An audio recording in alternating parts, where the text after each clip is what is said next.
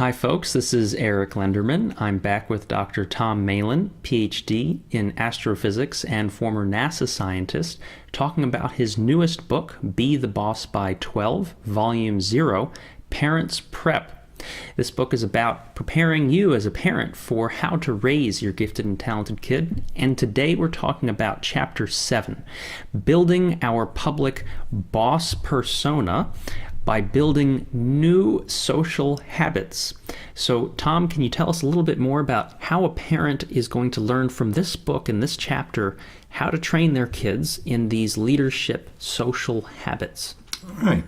So we're continuing to build on this whole habit formation, habit transformation concept here, right? So we've talked about discovering habits. We've talked about discovering them in ourselves to see, well, how do I really think about myself? And do I need to add something to it? We're suggesting that the child adds a notion of being the boss to this element, not getting rid of anything, it's adding to, excuse me. And then we have this notion where we're trying to build this boss persona internally. Now, it's got to start there, but if it doesn't extend into the rest of the world, you're just this kind of like self-identifying boss who's not engaged in things that are actually going on. So we have to form habits in the people around us. We have to get them to get used to thinking of us as the boss. And that's not doing it the way we all think about ugly, nasty, mean, awful bosses at work. This comes about by being a positive force in this social group.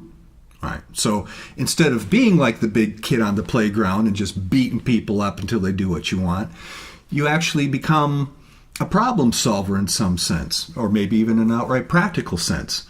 If it turns out that your gifted and talented child is a math whiz and half of his friends wants to learn how to do math better and get better grades, hey, this child starts their own little tutoring thing after school.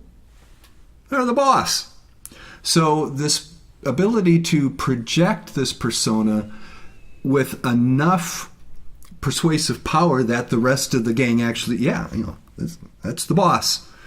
That's where this chapter is going. So it's great to feel great about yourself. Got to start there.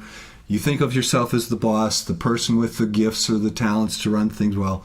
But then the rest of the group has to see that and buy into that as well. So it's the formation of that social habit that forms that kind of a network between the gifted and talented child, the rest of the classmates, forms that network team. So that's where we're going at here.